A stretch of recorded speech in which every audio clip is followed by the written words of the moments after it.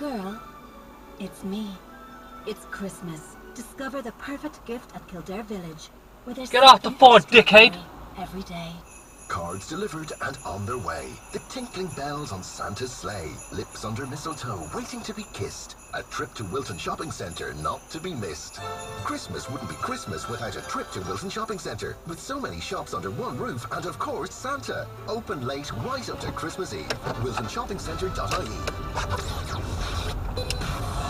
Live from the home of the biggest hits and the best variety. Cork's 96 FM News. Good afternoon, it's 3 o'clock. I'm Mary Corcoran.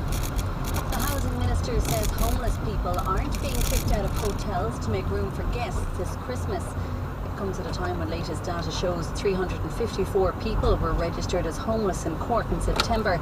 More than 250 people in the southwest region, which encompasses Cork and Kerry, were staying in private emergency accommodation such as hotels during the same period. Labour TD Jan O'Sullivan said that she's come across cases where people are being asked to leave for the holiday season. However, Owen Murphy says it's scaremongering to suggest it's happening across the board. We heard fearmongering like this ahead of the People visit. People saying that people were going to be moved out of hotels in the city centre because the Pope was coming and there'd be excess demand for people to stay in hotels. It wasn't the case because the Dublin Regional Homes Executive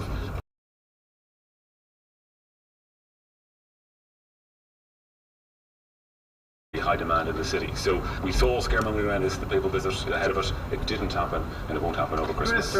A review of radiology scans at University Hospital Kerry has found that 11 patients had their cancer diagnosis delayed and 4 of these patients have since died. More than 46,000 scans carried out between March 2016 and July 2017 were reviewed after 3 serious reportable events involving a locum consultant were uncovered at the hospital.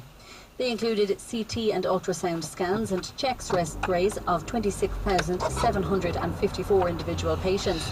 All 11 cases will now be investigated further and the results will be shared with the patients directly or the family members of those who've since died. The locum no longer works at the hospital. A number of recommendations have been made, including an improvement to services and monitoring staff. A helpline has been set up for anyone concerned on 1800 742 900. The Health Minister says he expects legislation to allow for abortion in Ireland to pass through the Dáil tonight.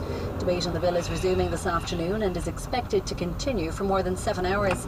It's expected the legislation will then move on to the Senate tomorrow or early next week. Meanwhile, a small number of anti-abortion protesters have gathered outside the Dáil.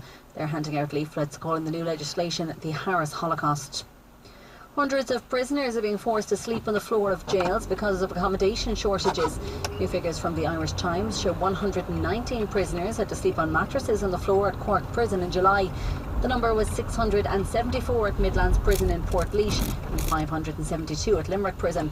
The Irish Penal Reform Trust says the scale of the problem is unacceptable and a clear breach of human rights. The Democratic Unionist Party, which is propping up the British government, says ministers' legal advice over the Brexit withdrawal deal is devastating. It would mean if no new agreement is reached, Northern Ireland would remain in the EU's single market and customs union, while Great Britain would not. The DUP Deputy Leader Nigel Dodds has been questioning the Home Secretary in the House of Commons. Northern Ireland will treat Great Britain as a third country.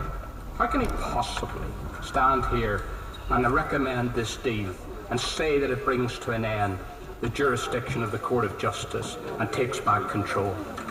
Plans have been approved for a new budget hotel in the city centre. Cork City planners have granted permission to Tetrarch Capital to develop the 165-bed facility on Dean Street next to the Parnell Place bus station with 33 conditions attached. The company have also proposed reopening of a historic lineway between Parnell Place and Dean Street as part of the development.